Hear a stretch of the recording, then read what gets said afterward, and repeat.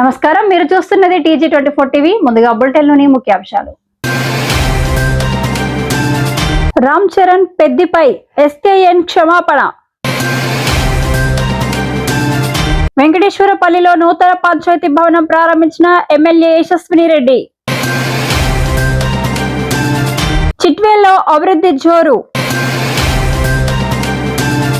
గ్రామాల పరిశుభ్రతకు స్వచ్ఛ రథం కీలకం. గొట్టిపాటి లక్ష్మి. మహావీర్ జయంతి వేడుకల్లో పాల్గొన్న ఎంపీ ఈటెల రాజేందర్. ఒంటిమిట్ట బ్రహ్మోత్సవాల్లో సిఐ డ్యాన్స్ సభను ఇష్టం వచ్చినట్లు నడుపుతున్నారు హరీష్ రావు. వైఎస్ఆర్సీపీ ఆఫీసులో మహావీర్ జయంతి వేడుకలు. రేణుక ఎల్లమ్మను దర్శించుకున్న ఏఎస్పీ మహేందర్. ఖమ్మం కలెక్టరేట్ వద్ద పెన్షనర్ల ఆందోళన. రామ్ చరణ్ పెద్ది రిలీజ్ వాయిదా పడిందంటూ నిన్న రాత్రి కామెంట్స్ చేసిన ప్రొడ్యూసర్ SKN ఆ టీమ్ కు క్షమాపణ చెప్పారు. పొరపాటున తాను అలా మాట్లాడానంటూ ఓ వీడియో రిలీజ్ చేశారు. తమ సినిమా చెన్నై లవ్ స్టోరీ విడుదలకు సంబంధించిన డేట్స్ ప్రకటించే క్రమంలోనే ఇలా జరిగిందన్నారు. ఏ పెద్ద సినిమా రిలీజ్ అయ్యే డేట్లో తమ సినిమా ఉండొద్దనేదే తన ఉద్దేశమని చెప్పారు. పెద్ది మూవీ ఘన విజయం సాధించాలని కోరుకున్నారు. హాయ్ ఫ్రెండ్స్, ఇప్పుడే Chennai love story first single launch చేయడం జరిగింది. ఒక చిన్న మిస్కమ్యూనికేషన్. అందరూ రిలీజ్ డేట్ ఎప్పుడు అని అడుగుతుంటే మా సాయి రాజేష్, నా ఈ సినిమా రైటర్ ప్లస్ నాతో కో ప్రొడ్యూసర్ అయిన సాయి రాజేష్ని ఎప్పుడు రిలీజ్ చేద్దామని అడిగితే, ఇప్పుడే ట్వీట్స్ చూస్తున్నాను, June 25th పెద్ద రిలీజ్ అనే ఏదో డేట్ చేశాను, అందుకని వాళ్ళు అనౌన్స్ చేసే వరకు నువ్వు ఏ రిలీజ్ డేట్, పెద్ద సినిమాలు రిలీజ్ డేట్లు అనౌన్స్ చేసే వరకు నువ్వు ఏ రిలీజ్ డేట్ చెప్పకంటే నేను కొంచెం ఆ జనం వరకుల్లో కొంచెం ఒకవేళ పెద్ద రిలీజ్ అనౌన్స్ చేస్తారేమో, ఓకే ఆ June 25th మాత్రమే రిలీజ్ అవటం లేదండి అని చెప్పడం జరిగింది. బట్ తర్వాత కిందకి దిగాక అదే నేను ఎవరు రిలీజ్ డేట్ అనౌన్స్ చేయలేదు, అది చేసే వరకు మనం ఏది కన్ఫర్మేషన్ చేయొద్దు అని చెప్పిన ఇది నేను తప్పుగా అర్థం చేసుకున్నాను.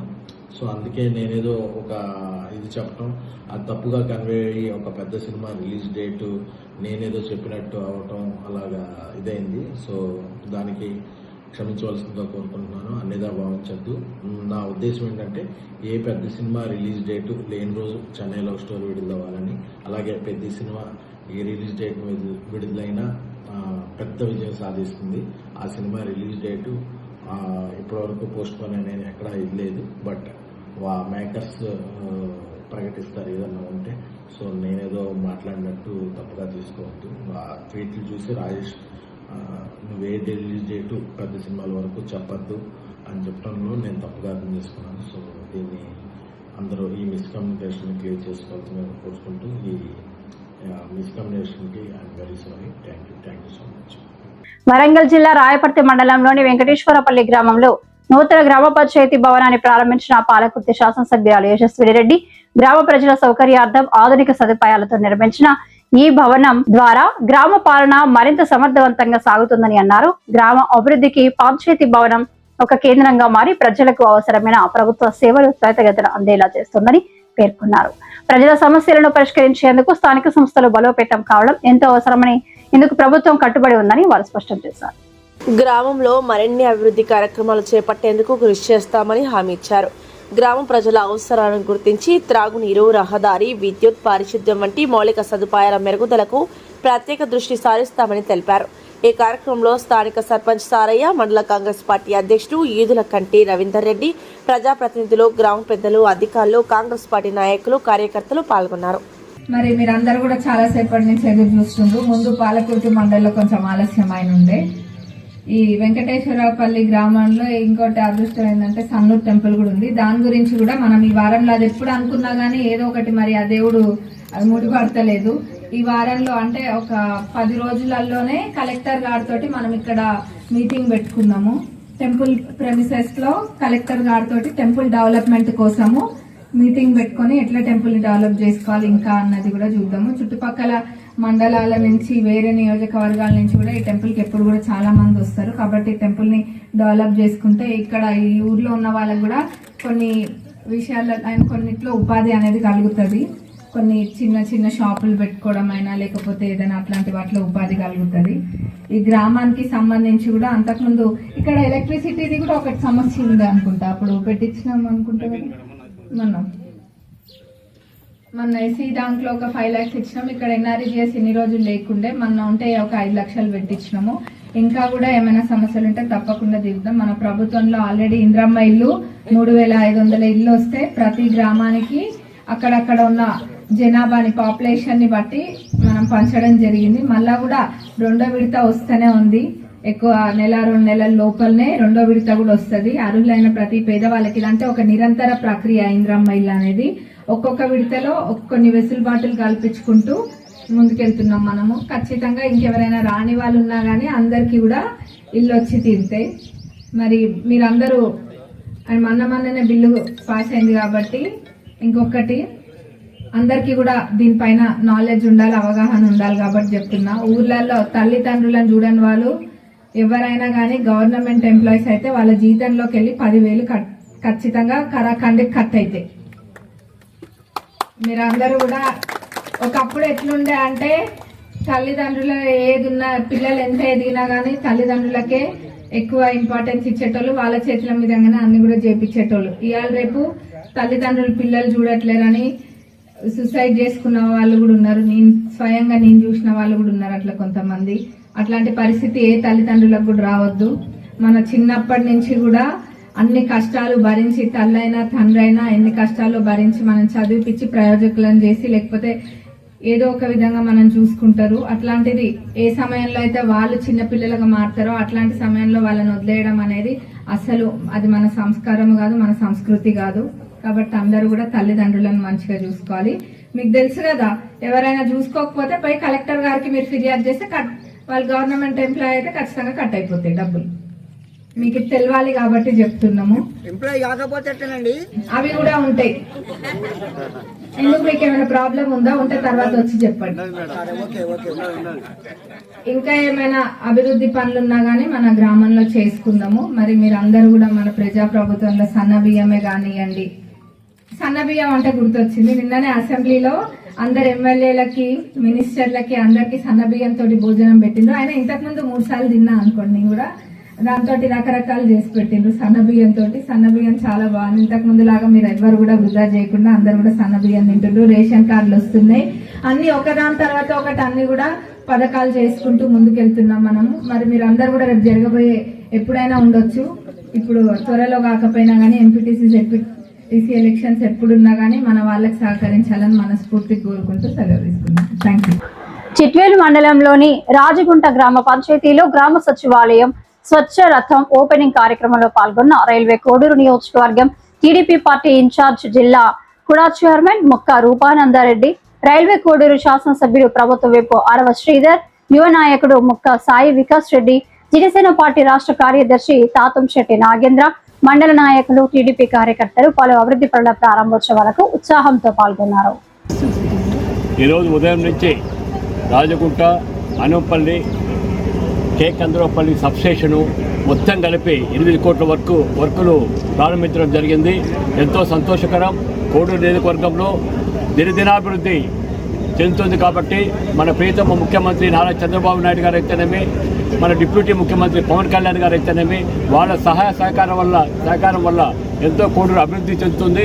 కాబట్టి ఇంకా ఎంతో అభివృద్ధి చేయాలని మనస్ఫూర్తిగా మేము కోరుకుంటున్నాం.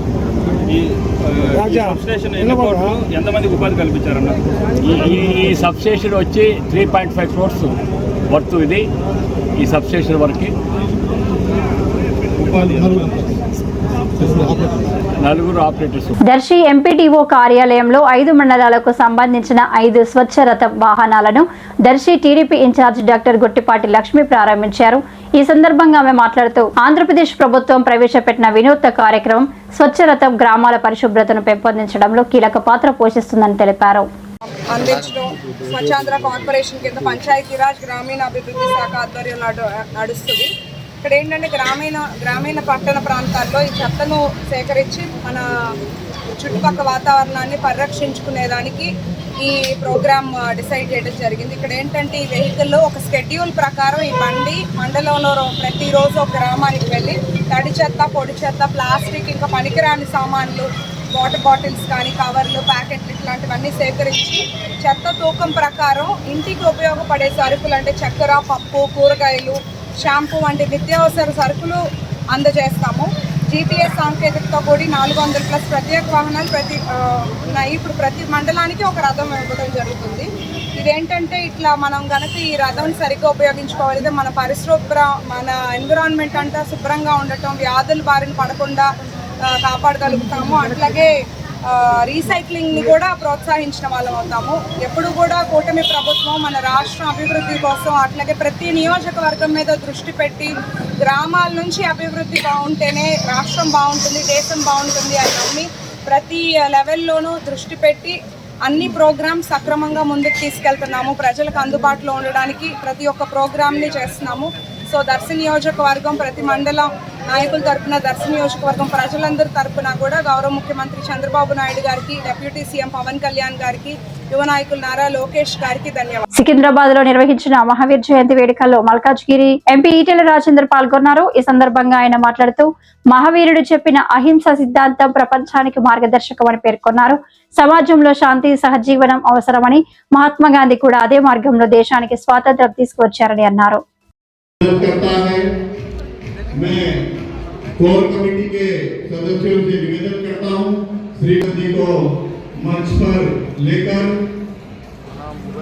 अपना diabetes, blood pressure, anxiety, stress, depression न होने क्या क्या आप क्या सोच रहे हो, आपका जीवन कैसा होना चाहिए था, आप कल्पना कुछ और करते हो और जीते कुछ और हो। इसीलिए प्रभु महावीर स्वामी के इस जन्म कल्याण के दिन एक अवसर हम आपको देना चाहते हैं और एक बात आज यहाँ से लेकर के जाना, मंच से हम बोल रहे हैं तो आप एक चीज को ध्यान में रखिए, आप आज जो हो अगले दिन के लिए सिर्फ 1% बदलाव लाना है। कितना सेवा में आप सदैव तत्पर रहते हैं।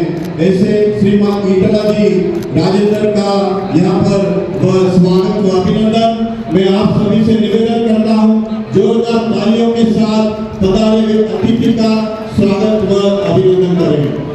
धन्यवाद। इसी क्रम में हमारे बीच भारतीय जनता पार्टी तेलंगाना के కడప జిల్లా ఒంటిమిట్ట బ్రహ్మోత్సవాలు వైభవంగా కొనసాగుతున్నాయి. ఇందులో భాగంగా నిన్న రాత్రి జరిగిన వాహన సేవలో కడపకు చెందిన ఓ సిఐ చేసిన డ్యాన్స్ అందరినీ ఆకట్టుకుంది.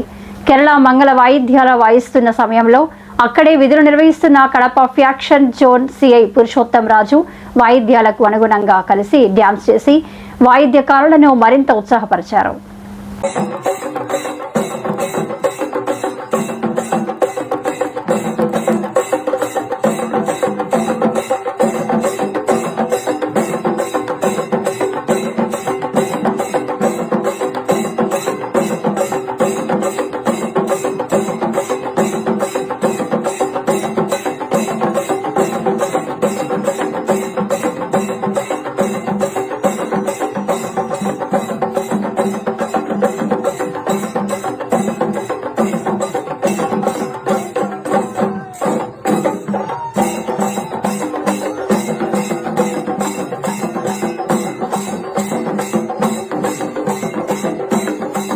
అసెంబ్లీని ఇష్టం వచ్చినట్లుగా నడుపుతున్నారని మాజీ మంత్రి ఎమ్మెల్యే హరీష్ రావు విమర్శించారు. టీ బ్రేక్ పేరుతో ఒకరోజు ముఖ్యమంత్రి ఢిల్లీ నుంచి వస్తున్నారని, మరొక రోజు కేరళ నుంచి వస్తున్నారని చెప్పి గంటల తరబడి సభను వృధా చేస్తున్నారని ఆరోపించారు. మరో రోజు వ్యక్తిగత కార్యక్రమాలు, ఇంకో రోజు ఫైనాన్స్ మినిస్టర్ సిద్ధం కావాల్సి ఉందని సభను నిలిపేస్తున్నారని అన్నారు. House adjourned for tea break అంటారు. టీ బ్రేక్ ఎంతసేపు ఉంటుందండి? 10 నిమిషాలు ఉండాలి. House adjourned for lunch break అంటారు. లంచ్ అంటూ అర్ధగంట 45 నిమిషాలు ఉండాలి. ముఖ్యమంత్రి ఢిల్లీకి వెళ్ళి వస్తున్నాడు అని 4 గంటలు మళ్ళీ సభను బెల్లే కొట్టరు. లేదు ఫైనాన్స్ మినిస్టర్ ప్రిపేర్ అయ్యి వస్తారా? అసెంబ్లీలో కూర్చొని ప్రిపేర్ అవుతారా? ఫైనాన్స్ మినిస్టర్ ప్రిపేర్ అవుతుండని టీ బ్రేక్ అంటారు. 3 గంటల దాకా మళ్ళీ బెల్లే కొట్టరు. Is the way of running the house. ఓ రోజు ముఖ్యమంత్రి కేరళ పోతాడు, కేరళకి వెళ్ళి రావాలని ఆపుతారు. ఓ రోజు ఢిల్లీకి వెళ్ళి రావాలని ఆపుతారు. ఒక రోజు ఫైనాన్స్ మినిస్టర్ ప్రిపేర్ కాలేదని ఆపుతారు. ఓ రోజు పెండ్లుందని పోతారు. ఇదా పద్ధతి? అంటే అసలు కనీసము ఎక్కడ కూడా ఒక సమన్వయం లేదు. ప్రతిపక్షాన్ని సమన్వయం చేసుకొని ప్రతిపక్ష సభ్యులకు ఇన్ఫర్మేషన్ కూడా లేదు. ఒకరోజు నేను బడ్జెట్ మీద మాట్లాడాలి, టీ బ్రేక్ ఇచ్చారు. 12 o'clock టీ బ్రేక్ అన్నారు. ఇంకా 12:15కో 12:30కి స్టార్ట్ అయిద్దని అసెంబ్లీలో కూర్చుంటే 3:30కి బెల్లు కొట్టిండ్రు. అంటే 3:30 గంటలు ఎప్పుడు బెల్లు కొడతారని అన్నం తినకుండా కూర్చోవాలి. అంటే ఎంత సభ మర్యాదలను పూర్తిగా కాలరాసిండ్రు. There is no coordination at all. అంటే కావాలని లేట్ నైట్లు సభ నడిపితే సభ్యులు వెళ్ళిపోతారు, అటెన్షన్ డైవర్షన్ అవుతుంది, ఫోకస్ షిఫ్ట్ అవుతుంది అనేటువంటి ధోరణి. జనరల్గా శాసనసభ జరిగేటప్పుడు ప్రభుత్వ కార్యకలాపాలు పెట్టుకోరు. వీళ్ళు హౌస్ అడ్జెంట్ చేసి ఒక చెక్ ఇచ్చేది ఉందని చెక్ ఇవ్వడానికి 3:30 గంటలు అసెంబ్లీ వాయిదా వేసారు ఒకరోజు, ఎలక్ట్రిసిటీ చెక్ ఇవ్వాలని. Is it the way? అసలు సభ జరిగేటప్పుడే పెట్టుకోవద్దు. అత్యవసరమైతే పెట్టుకుంటే కూడా 5 నిమిషాలు 10 నిమిషాలు టీ బ్రేక్లో 10 నిమిషాలు పూర్తి చేసుకొని రావాలి. 3-3:30 గంటలు చెక్ ఇచ్చే పేరిట సభను వాయిదా వేసి విలువైనటువంటి సమయాన్ని వృధా చేసినారు. ప్రజా సమస్యలు చర్చకు రాకుండా సభను వాయిదా వేసుకొని గంటల తరబడి ఇవాళ సభా సమయాన్ని ఈ ప్రభుత్వం వృధా చేసింది. వైఎస్ఆర్సీపీ కేంద్ర కార్యాలయంలో మహావీర్ జయంతి సందర్భంగా భగవాన్ మహావీర్ చిత్రపటానికి మాజీ ముఖ్యమంత్రి పార్టీ అధినేత వైఎస్ జగన్మోహన్ రెడ్డి పూలమాల వేసి నివాళులర్పించారు. ఈ కార్యక్రమంలో మాజీ మంత్రి ఆర్కే రోజా, ఎమ్మెల్సీ లేలా అప్పిరెడ్డి, ఎస్వి సతీష్ కుమార్ రెడ్డి తదితర పార్టీ నాయకులు పాల్గొన్నారు. జైన్ సమాజ ప్రతినిధులు కూడా ఈ వేడుకల్లో పాల్గొని మహావీరుడి బోధనలను స్మరించుకున్నారు.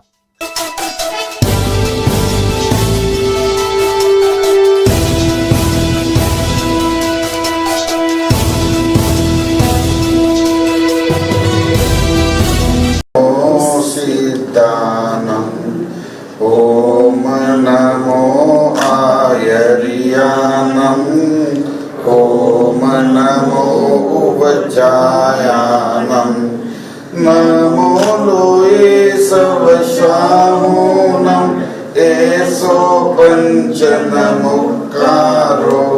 సర్వ పావపనాశనో మంగళానంచ సర్వేసిన్ పరమం హవై మంగళం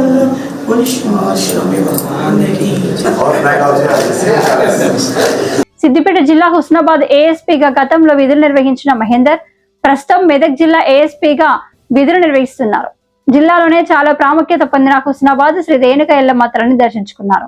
సిద్దిపేట జిల్లా హుస్నాబాద్ ఏఎస్పీగా గతంలో విధులు నిర్వహించిన మహేందర్ ప్రస్తుతం మెదక్ జిల్లా ఏఎస్పీగా విధులు నిర్వహిస్తున్నారు. జిల్లాలోనే చాలా ప్రాముఖ్యత పొందిన హుస్నాబాద్ శ్రీ రేణుక ఎల్లమ్మ తల్లిని దర్శించుకున్నారు. అనంతరం ఆలయం అర్చకులు పూర్ణ కుంభంతో ఘనంగా స్వాగతం పలికారు. అమ్మవారికి ప్రత్యేక పూజలు చేసి మొక్కులు చెల్లించుకున్న మహేందర్ ఆలయ అర్చకులు సిబ్బంది ఘనంగా సన్మానించారు. పలువురు ప్రముఖులు మర్యాదపూర్వకంగా కలిసి శాల్వాతో సత్కరించారు. ఈ కార్యక్రమంలో ట్రాఫిక్ హెడ్ కానిస్టేబుల్ గుగులోతు మొగిలి నాయక్, జాల శ్రీనివాస్, ఉన్న సంపత్, ఆర్య కిషోర్, కొత్తపల్లి అశోక్, దొడ్డి శ్రీనివాస్, కాశబోయిన రవీందర్, బొమ్మగాని సతీష్, సావుల ఆదిత్య, భీమగోని చరణ్, మనదీప్ తదితరులు పాల్గొన్నారు.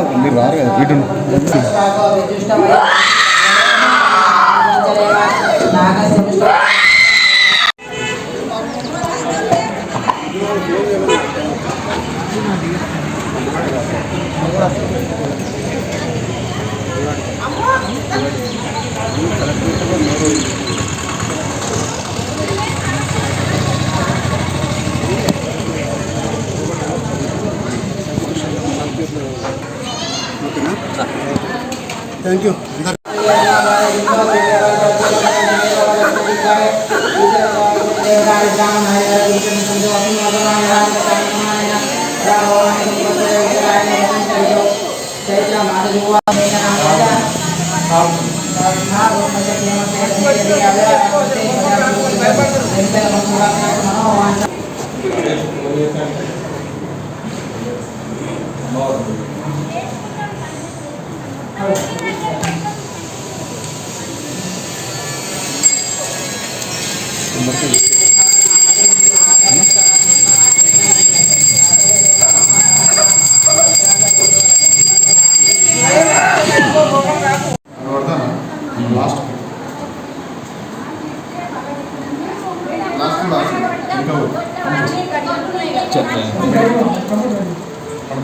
ఓకే చూడండి సినిమా చూడండి.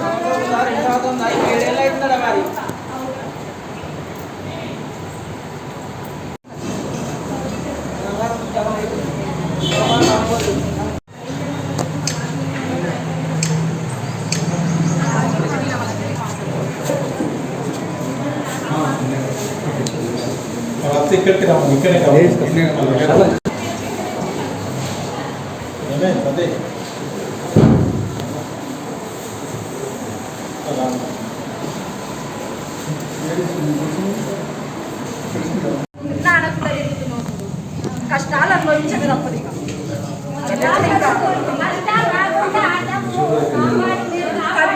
ఉన్నాయి అనుకుంటున్నావు అవన్నీ దాటాలి చూడు.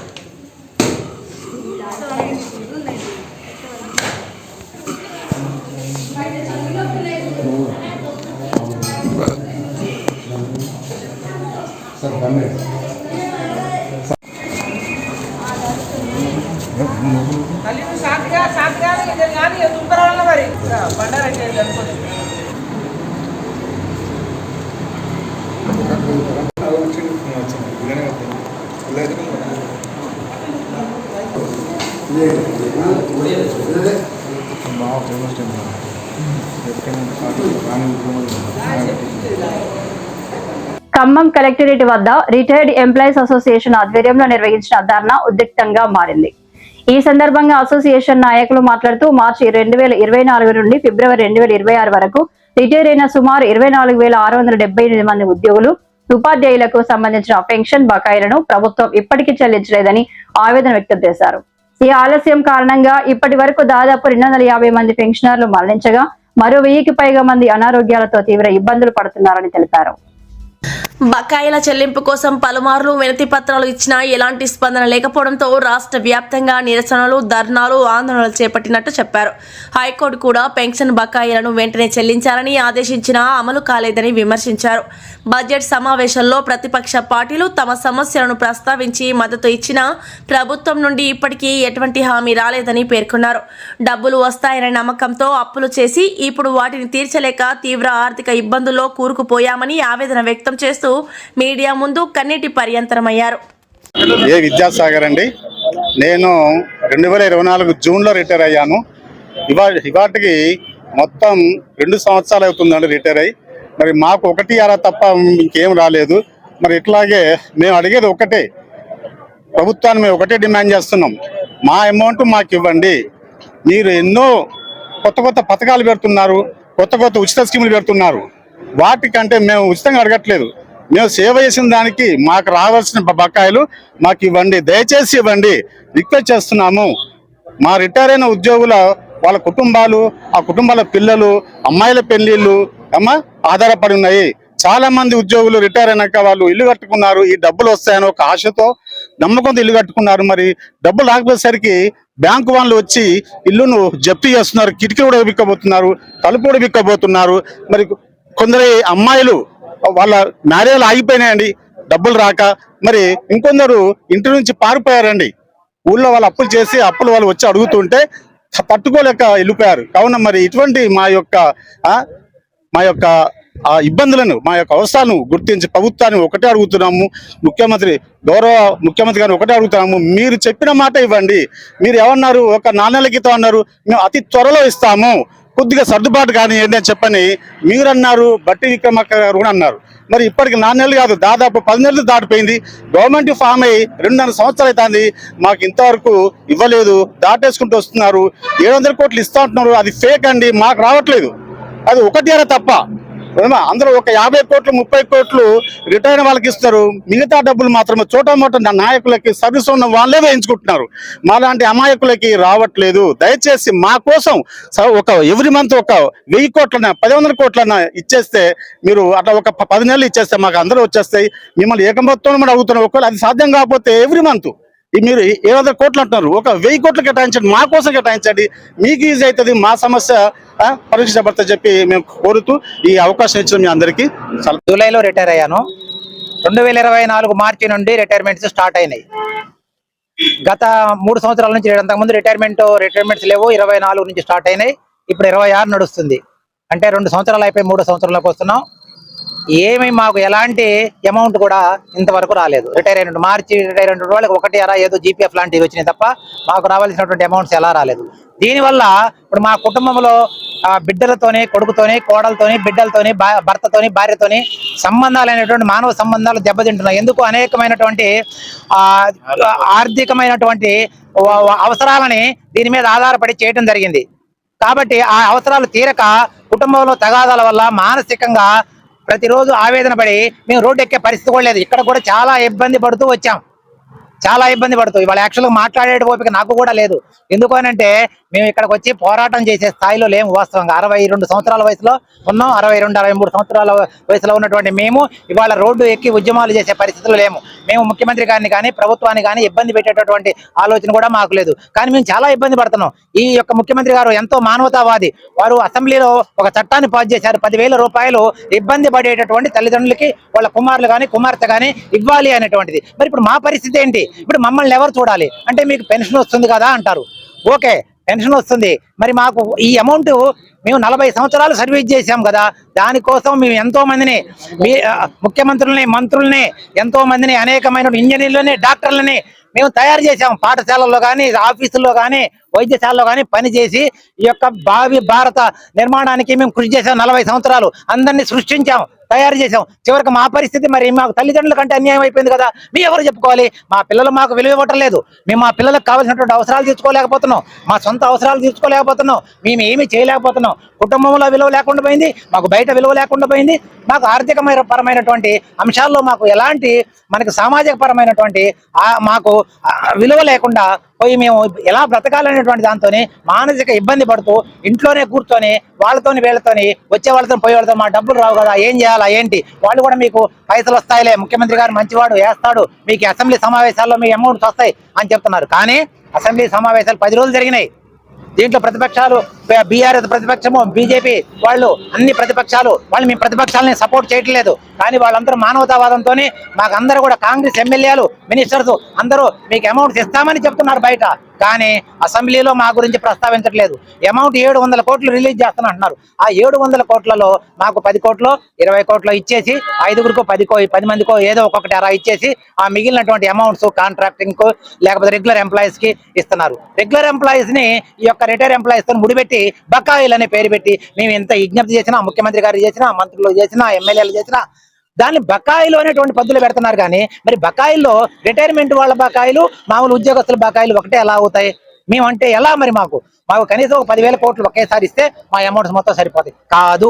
ఒకవేళ 1000 కోట్లు 2 కోట్లు ప్రత్యేకంగా రిటైర్మెంట్ అయినటువంటి వాళ్ళకి ఇస్తే బాగుంటుంది. ఇక అది కాకుండా చాలా మంది కోర్టును ఆశ్రయిస్తున్నారు. కోర్టును ఆశ్రయిస్తే వాళ్ళకి ఒకళ్ళిద్దరికో వేస్తున్నారు. మరి కోర్టును ఆశ్రయించి ఆ ఒకళ్ళిద్దరికి తర్వాత మేనేజ్ చేసుకున్నటువంటి ఒకళ్ళిద్దరికి పోతే మరి మా పరిస్థితి ఏంటి? మేము ఇలా చూసి ఇక వదిలేసి నిరాశాజనకంతో ఇప్పుడు దాదాపుగా 300 మంది చనిపోయారు. 300 మంది చనిపోయారు 24 నుంచి. ఇక పైగానే మనకి మన దృష్టికి రానటువంటి వాళ్ళు ఎంతో మంది ఉన్నారు. అన్ని మనం రికార్డు చేయలేదు, ప్రభుత్వానికే తెలియదు మన దగ్గర ఎక్కడ రికార్డు ఉంది మనకు తెలియదు. ఈ సంఘం కూడా మేము ప్రత్యేకంగా పోరాటం చేయడం కోసం పెట్టలేదు. మా యొక్క హక్కు కూడా కాదు, ఇప్పుడు మా అవసరం ఇది. మాకు హక్కులు ఏమున్నాయి? మేము రిటైర్ అయిన వాళ్ళకి మా అవసరం, మేము ఆవేదన పడుతున్నాం, మాకు విలువ లేకుండా అయిపోయింది, మేము బ్రతకలేకపోతున్నాం, మానసికంగా ఎంతో ఆవేదన అనుభవిస్తున్నాం. మా ఆవేదన అర్థం చేసుకొని మంత్రులు కానీ ముఖ్యమంత్రి గారు మానవతా హృదయంతో మాకు ప్రతి నెల ప్రత్యేకంగా మా యొక్క బకాయిల కోసమే ఒక 1500 కోట్ల రూపాయలు సుమారుగా నెలకి లేదు ఒకేసారి అమౌంట్ మొత్తం కూడా ఇచ్చినా పర్వాలేదు, ఏదో ఒకటి చేసేసి మమ్మల్ని ఈ యొక్క బాధ నుండి మేము చాలా బాధ అనుభవిస్తున్నాం. పెయిన్ ఎలా అంటే ఈ వస్తాయో రావో కూడా తెలియదు, ఒకళ్ళు రాదు అనుకుంటే ఇవి రావులే అని ఆ బాధను అధిగమించుతాం మేము, అది కూడా లేకుండా అయిపోయింది మాకు ఏమి. నమస్తే సార్ అందరికీ. నా పేరు జయరాం. నేను ఎస్జిటిగా 2024 మార్చి నాడు రిటైర్డ్ అయ్యాను. ఈ రోజుకు ఖచ్చితంగా 2 సంవత్సరాలు పూర్తి చేసుకున్నాను. నేను ఇంతవరకు నాకు ఎటువంటి అమౌంట్ రాలేదు. ఈ రోజు వరకు సుమారుగా మొత్తం దగ్గర 23 నుంచి 24 వేల మంది రిటైర్డ్ అయ్యారు ఈ నెలతో కలుపుకొని, ఈ రోజుతో. అయితే మాది ఒక్కటే, వీలైనంత త్వరగా ఏక మొత్తంలో మీరు కనీసం ఒక నెలవారీగా అయినా సరే 1000-1500 రూపాయలు రిలీజ్ 100 కోట్లు మాకు ప్రత్యేకంగా కేటాయించి మాకు వీలైనంత తొందరగా ఇప్పించండి. ఇప్పుడు ఆర్థికంగా ఎంత ఘోరమైన పరిస్థితిలో ఉన్నామంటే అది సభాముఖంగా చెప్పుకోలేని పరిస్థితి ఉన్నది. ఇప్పుడు మా మిత్రుడు, మా సోదర సమానుడు సార్ చెప్పారు, కోటేశ్వర గారు, అది అంతకంటే ఇంకా ఆయన గారు ఓన్లీ చూచాయిగా చెప్పారు అంతే.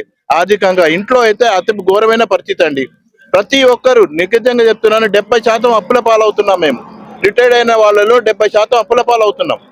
దానిలో ఎందుకంటే ఇదే మానసిక వేదనతోని నువ్వు చెప్పినట్టు దగ్గర చాలా మంది చనిపోతున్నారు. ఇల్లు కట్టి అప్పుల పాలయ్యారు, పెళ్లి చేసి అప్పుల పాలయ్యారు, డబ్బులు వస్తాయి కదా అని. మా డిమాండ్ ఒకటే సార్, ఇచ్చిన డిమాండ్ గా మా హక్కు ముఖ్యమంత్రి గారికి హృదయపూర్వకంగా నమస్కారం చేస్తూ అట్లా డిప్యూటీ సీఎం గారికి కూడా ఖమ్మం జిల్లా తరఫున రిటైర్డ్ అయిన మార్చి 24 నుంచి రిటైర్డ్ అయినటువంటి వాళ్ళను, మాది యూనియన్ పేరు ఏంటిదంటే మార్చి 24 Telangana retired employees association TREA ఖమ్మంలోనే మొదలైంది సార్. అది యాక్చువల్ గా వీలైనంత త్వరగా సీఎం గారు, డిప్యూటీ సీఎం గారికి మా హృదయపూర్వక విజ్ఞప్తి, మేము మిమ్మల్ని హృదయపూర్వకంగా వేడుకుంటున్నాం. మా అందరి తరఫున రాష్ట్రం మొత్తం మీద రిటైర్డ్ అయినటువంటి 2022, 23, 24 వేల మంది తరఫున విజ్ఞప్తున్నాం. కనీసం ఒక ప్రకటన చేయండి. మీరు ఎప్పుడు ఇస్తారు, ఎలా ఇస్తారు అనేది. 700 కోట్లు ఏ ముళ్ళకు పోట్లే. మీకు కూడా తెలుసు, ఈ 700 కోట్లలో మాకు రిటైర్డ్ అయిన వాళ్ళకి వచ్చేది చాలా తక్కువ. పోతే సీఎం గారు, గౌరవ ముఖ్యమంత్రి గారు ఒక మాట అన్నారు, వీరికి ఒక్కొక్కరికి 1 కోటి రూపాయలు అన్నది లేదండి, మినిమం 25 లక్షల వాళ్ళు వచ్చే వాళ్ళు కూడా ఉన్నారు. 1 కోటి రూపాయలు అంటే ఒక IAS IPS వాళ్ళకు, గెస్టెడ్ ఆఫీసర్స్ కి వస్తే వచ్చి కానీ అలా అది కరెక్ట్ కాదు సార్, క్షమించండి ఇలా చేస్తున్నందుకు. కనుక వీలైనంత తొందరగా మా బకీలన్నీ కూడా ఏక మొత్తంలో విడుదల చేయండి, లేదా కనీసం ఒక ప్రకటన చేయండి అని ముఖ్యమంత్రి గారిని వేడుకుంటాము. Thank you. Bhadraiah, retired school assistant sir. ఇక్కడ ముఖ్యమంత్రి గారు మానవతావాదే, కానీ ముఖ్యమంత్రి గారు పక్కన కొంతమంది ఎవరో సలహాలు ఇచ్చేవాళ్ళు మాత్రం రాంగ్ సలహాలు ఇస్తున్నారని నాకు అనిపిస్తుంది. ముఖ్యంగా ఏంటంటే రిటైర్మెంట్ అనేది పెంచారు కాబట్టి అనేది వస్తుంది, కానీ అప్పుడు రిటైర్ అయినా కానీ మళ్ళీ కంటిన్యూషన్ గా ఇప్పుడు రిటైర్ అయ్యే వాళ్ళు ఉంటారు. కానీ రిటైర్ పెంచారు, మా మీద భారం వేశారంటున్నారు, కానీ అప్పుడు భారం అప్పుడే ఉంటుంది, ఇప్పుడున్నా కానీ ఇప్పుడు భారం అదే ఉంటుంది. ఇంకొకటి ఏంటంటే ముఖ్యమంత్రి 1 కోటి రూపాయలు గారు అన్నారు, అది చాలా రాంగ్ అండి. 1 కోటి రూపాయలు అనేది అది ఎవరికో 5-6 మంది 10 మందికి 5% అట్లా ఉంటుందేమో, కానీ ఎవరికీ లేదు. ఈ మాట ముఖ్యమంత్రి గారు అన్నారంటేనే మాకు అర్థమైంది పక్క నుండి కొంతమంది తప్పుడు సలహాలు ఇస్తున్నారని. నిజంగా ముఖ్యమంత్రి గారు మంచి మానవతావాదే, కానీ మాకు ఒక్కసారి మా 2008 తర్వాత రిటైర్ అయినటువంటి వాళ్ళని పిలిచి మాతో మాట్లాడితే సార్కి అన్ని విషయాలు మంచిగా అర్థమవుతాయని మేము చెప్తామని, మాతో మాట్లాడడానికి ఒక అవకాశం ఇవ్వాలని ముఖ్యమంత్రి గారిని కోరుతున్నాను. మొత్తం మీద మన తెలంగాణ రాష్ట్రం అనుకుంటా ఏది మా పెన్షన్ బకాయిలు ఇవ్వండి, మా బకాయిలు మేము దాచుకునేటప్పుడు మాకు ఇవ్వండి అని చెప్పి ఇవాళ రోడ్డునెక్కి ధర్నాలు రూపంలో చలో అసెంబ్లీ అని అనేక కార్యక్రమాలు చేపట్టడం అనేది మొత్తం దేశం మొత్తం మీద ఒక తెలంగాణ రాష్ట్రం అనుకుంటా ఇది బహుశా ఇది చాలా సిగ్గుచేటైనది. మాకు తెలంగాణ రాష్ట్రం వచ్చినప్పుడు మాది మంచి ధనికమైన రాష్ట్రం, మాకు మిగులు బడ్జెట్ ఉందని చెప్పుకుంటేనే ఇవాళ పెన్షన్స్ బకాయిలు కొట్టిన ఇవన్నీ దుస్థితికి ఇవాళ నెట్టివేయబడడం అనేది చాలా దారుణం, చాలా అమానుషం. ఇది ఒకే ముఖ్యమంత్రి గారు కూడా ఏం చెప్తున్నారు, మాది ప్రజాప్రభుత్వం, మాది ప్రజాస్వామ్యం, 6వ గ్యారెంటీ మాది ప్రజాస్వామ్యం కుదురుతున్నట్టున్నారు, కానీ ఎక్కడ ప్రజాస్వామ్యంగా మరి ప్రవర్తిస్తున్నారు అర్థం కావట్లేదు. రాష్ట్ర ప్రభుత్వం ఏదైనా కార్యక్రమాలు చేపట్టి ఉద్యమాలు చేద్దామంటే, చలో అసెంబ్లీ చేద్దామంటే, లేకపోతే ధర్నాలు చేద్దామంటే ముందు మూసేయడం, ముందు అరెస్ట్ చేయడం, లేకపోతే ధర్నాలు చేయకుండా అనేక అడ్డంకులు సృష్టించడం ఇది చాలా దారుణమైన విషయం. ఇప్పటికైనా కూడా వీరు పెన్షన్ బకాయిలు ఏక మొత్తంలో చెల్లించింది. మొన్న బడ్జెట్లో కూడా కేటాయిస్తారు అనుకున్నాం మేము 20,000 కోట్లు కనీసం. మరి దాంట్లో కనీసం కొద్ది కూడా మనం కేటాయించుకోవడం అనేది చాలా దారుణమైన విషయం. ఎందుకంటే కనీసం ఇప్పటికైనా సరే ప్రతి నెల 2,000 కోట్లు ఇచ్చినట్లయితే కొంతకాలం వరకు మనం ఒక 10 నెలలు 15 నెలలు అయినా కనీసం మొత్తం పరిష్కరించే అవకాశం ఉంటుంది. కాబట్టి కనీసం ప్రతి నెల ఓన్లీ ఏక మొత్తంలో పెన్షన్ బకాయిలకే 2,000 కోట్లు చెల్లించాలి. ఆ విధంగా నేను చెప్పి మేము కోరుతా ఉన్నాను. ఇప్పటికైనా మానవతా దృక్పథంతో, ఎందుకంటే ప్రజాప్రభుత్వం అంటున్నారు, చెప్పుకుంటున్నారు, మరి అనేక స్కీములు అనేక పథకాలు కూడా శాంక్షన్ చేశారు అంటున్నారు, అన్నారు, మరి విద్యుత్ రాయితీ అంటున్నారు, ఇవన్నీ చాలా ఇచ్చారు మీరు, బాగానే ఉన్నది. కానీ మేము దాచుకునే డబ్బులు అయ్యి నిజంగా మేము ఏది పిఎస్సీ కానీ టీఏ కానీ ఇవ్వమని ఇప్పుడు రోడ్డు ఎక్కలేదు. మేము దాచుకున్న డబ్బులు జీపీఎఫ్ కానీ లేకపోతే కమిటెడ్ ఇయర్స్ కానీ మేము దాచుకున్న డబ్బులేది, వేరే వాళ్ళ గవర్నమెంట్ ఏమి ఇవ్వట్లేదు. మేము దాచుకున్న డబ్బులే మాకు ఇవ్వండి అని. మరిన్ని తాజా అప్డేట్స్ కోసం TG24 టీవీని చూస్తూనే ఉండండి.